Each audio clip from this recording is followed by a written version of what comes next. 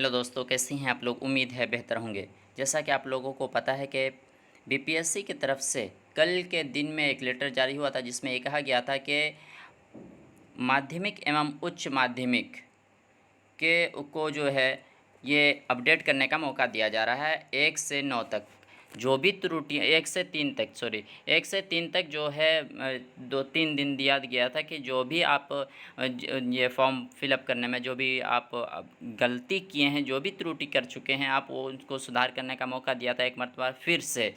लेकिन इसी बीच एक बड़ी अपडेट आ रही है। अतुल प्रसाद जी ने ट्वीट के माध्यम से जानकारी दी है।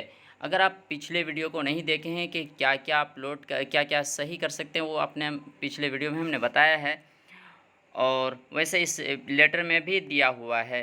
और आप देख लें, आज के जो ट्वीट के माध्यम से उन्होंने खबर दी है 1 to 5 के लिए। देखें क्या है कि वर्ग 1 से 5 तक के अभ्यर्थियों के संबंध में सूचना शीघ्र दी जाएगी। इसके बारे में कुछ स्पष्ट नहीं किया गया था कि ये भी आप जो 1 to 5 के जो अभ्यर्थी हैं वो भी क्या सुधार कर सकते हैं, नहीं कर सकते हैं। और सुधार करने की जहाँ तक बात है तो सुधार करने के लिए जो है उसमें क्या था, शैक्षणिक योग्यता कर सकते हैं, जन्म तिथि कर सकते थे, दिव्यांगता कर सकते थे, आरक्षण कोटि जो है वो तमाम चीज़ें कर सकते थे पिछले वीडियो में जैसे हमने बताया था। आज जो ट्वीट के माध्यम से अतुल प्रसाद जी ने जो ये किया है, बताया है और सूचना दी है, वो टीआरई उम्मीदवार कृपया ध्यान दें। जी देखें, टीआरई उम्मीदवार कृपया ध्यान दें, प्रविष्टियों में सुधार का अवसर प्राथमिक सहित सभी के लिए है। ये प्राथमिक सहित सभी के लिए ये कर दिया। उसके बाद दूसरे पॉइंट में उन्होंने कहा है कि प्रविष्टियों के संप्रति कागजात के अनुरूप सही किया जाना अनिवार्य है।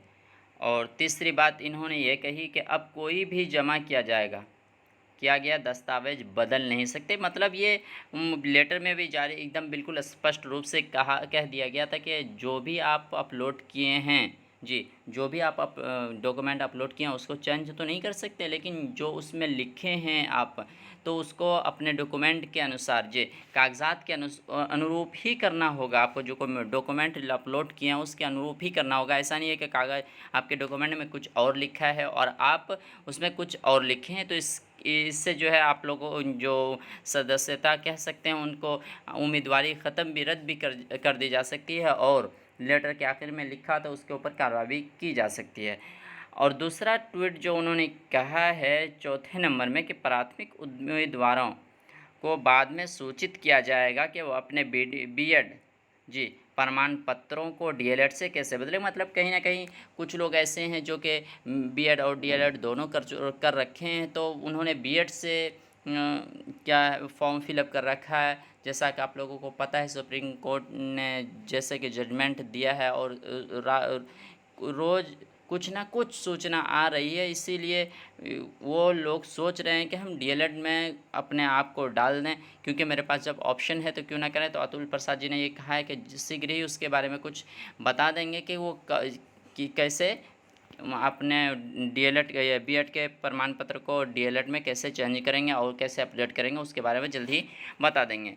तो बस यही थी आज की खबर। तो कैसा रहा आप लोग वीडियो, आप लोगों कमेंट बॉक्स में ज़रूर बताएं।